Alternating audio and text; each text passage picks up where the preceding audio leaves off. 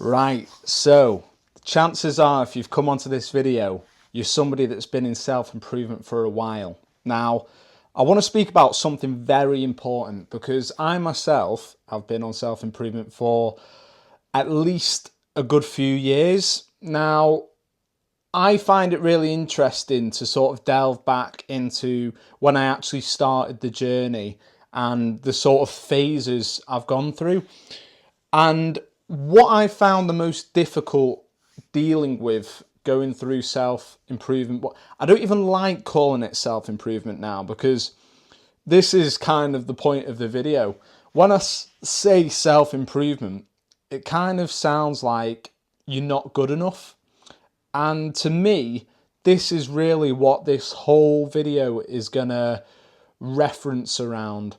The fact that when you do go through self-improvement, in most cases, certainly in mine, it all started with a fear of not being good enough.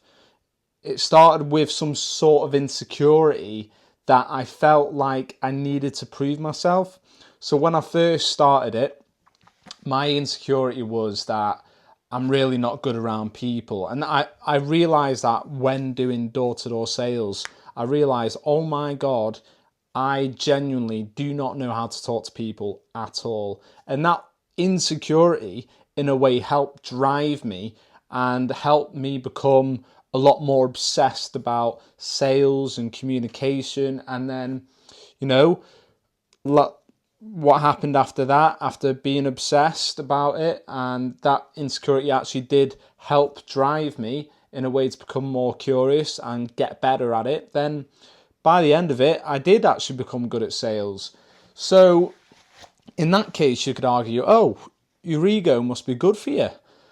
So yes, in the early stages, I would definitely say that is true. However, I reached a point where I was basically doing a sales development role, and if you have been in a sales development role yourself, you know it is very repetitive.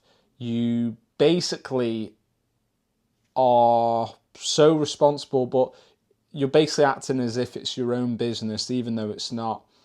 And you have to be super organized and on it and reaching out to people constantly. And it got so repetitive to me, but I'm not saying that's the issue, because I think for some time that I did look at my careers and think, oh, maybe I need to change my job, or I need to get better at something skill-wise. And, you know, it was all kind of rooted in trying to prove myself in a way that I thought, I am super inadequate at this, I'm very inferior, and that was what was driving me to try and prove myself and get better at it. But I reached emotional burnout. Now, I don't know if you've experienced this yourself, but it is absolutely horrible. It is destabilizing, to say the least.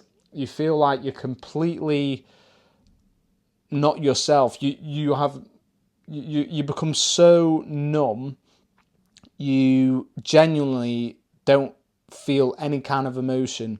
And when this happened, I was so utterly confused as to why this is happening, because I'm putting in the reps, I'm doing workouts every day before I hop on, do calls, I'm being organized, I'm getting sales in, I'm putting in the grind, but I just realized one day, like, I have become emotionally numb, and I couldn't, for whatever reason, work out why. So after that, I changed my job, because back then I thought, oh, this must be the reason why I've become emotionally numb, so let me change job. So after that, for about a year or so, I did a bit more of a low-level skilled job, worked in a retail shop and did some bar work. And then throughout that, looking back on it now, it allowed me to reconnect to myself, because I did genuinely feel emotionally numb. But when I was working doing bar work, I felt very unchallenged. And looking back on it now, I actually think it was a ego death that I was experiencing. Now, I don't want to be rambling on for too long about me. This is about you. But it's good in a way to give you my story so you can understand it from your point of view. And during my time working in the bar, I felt, again, not numb. This was a different kind of experience. And yet again, I was out, I was starting to go jiu-jitsu, and I was doing that consistently. So I started something new that I wanted to do for a while. And, I was doing yoga for a few months very consistently again. So, I was trying to be as disciplined as possible. I was really trying to not slack on it. And every time I didn't wake up to my alarm, or I didn't do something I say I was going to do, I would genuinely beat myself up. And this is my whole point. Self-improvement can become a trap. Now, when you start off your journey, a lot of your insecurities, your fears, your egos can actually be that driving force for you to, well, I don't want to say excel, but definitely can help you, basically give you a bit of a rocket up the arse to go, come on, let's evolve. And that's helpful in the early stages. But there comes a point where it actually stops working. That fear, that insecurity, those sort of survival coping mechanisms, they don't work anymore. And that's because you've evolved. You've actually evolved as a person.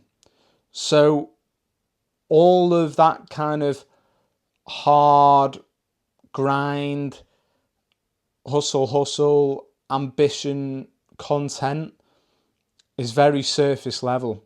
And it only works for those that are at the beginning of their self-development journey. Because it does give you a bit of a rocket up your arse to go, okay, let's expand. But after doing it for so long, it doesn't work anymore. Why is that? Well, even after changing my job again, I mean, this is a common theme for me, I feel some kind of stagnation and I think I'm not progressing anymore. So what do? I change my job. After the bar work, I go back into sales. And for the first couple of months, it was very tough. And that was because I was trying to put on a persona. I was thinking, I really need to become good at sales because I need to prove that I am actually good at something and I'm not inferior.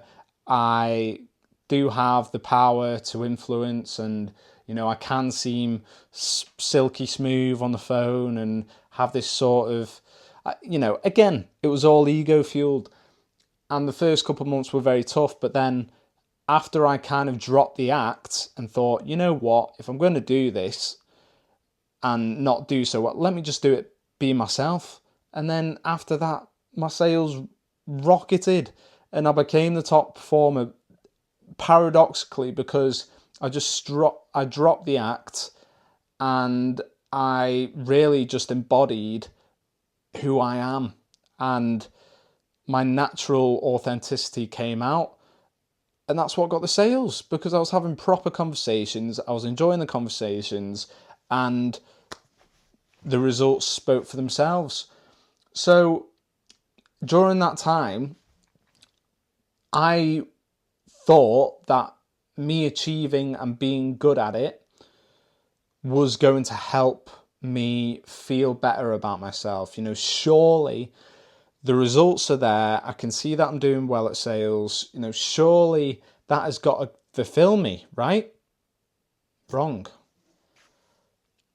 Yes, when I would get to work and I'd hop on the dialer and I'd be calling businesses up, I was in the zone, I was focused, I was present on the conversations, but it was still a form of distraction.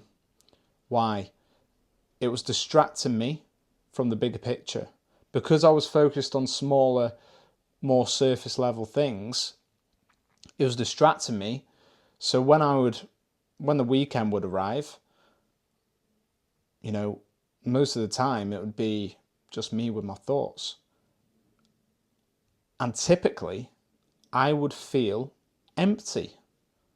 How strange is that? Now I start doing well at sales. I thought surely being good at sales is going to give me that fulfillment. It's going to give me that sense of pride. It's going to give me a feel of confidence that I'm good at this. You know, this is what I do. I'm good at what I do. No. And this was so frustrating to me. And I really could not work out for why I'm still missing something. Yet, even though I thought the whole process was for me to become competent at my job, and that would help me outside of work. Apparently not, because I was still acting in that same way. I was still trying to find that fire from the early stages of when I started this self-improvement arc. And yeah, I've come to the conclusion that it doesn't work like that. You got to understand that if you are in this, you are in a spiritual journey.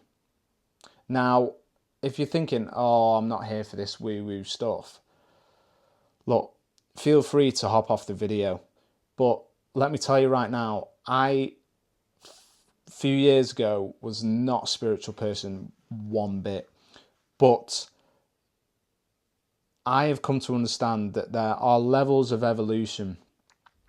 And for me, for example, you know, if I look back at it and me actually, the first time I said, right, I want to improve this, it was physically. Like, I felt weak physically and I wanted to get stronger. So I went to the gym, and that helped build some confidence because I was looking bigger and stronger. So for me, it started physically, and then it kind of moved into mentally. Let me get mentally stronger. Let me do cold baths. Let me push myself. Let me run to the gym and back.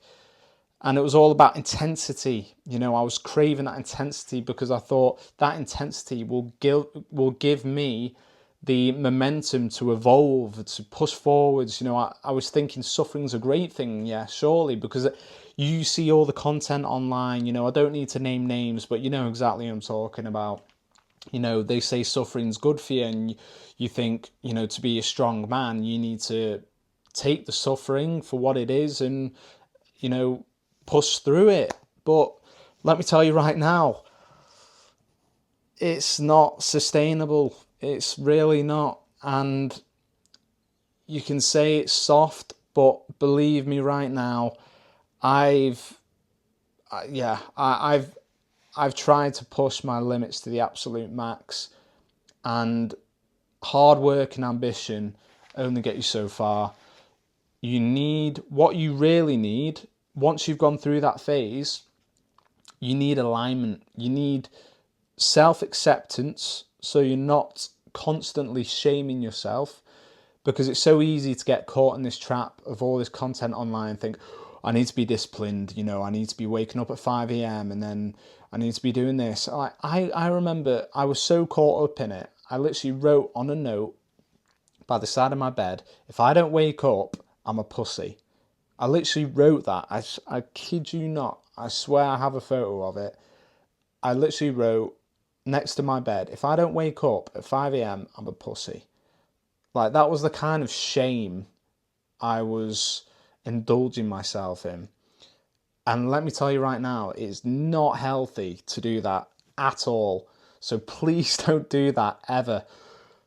What you really need is, you will come to a point where you're like, I thought me being good at my job was going to help me.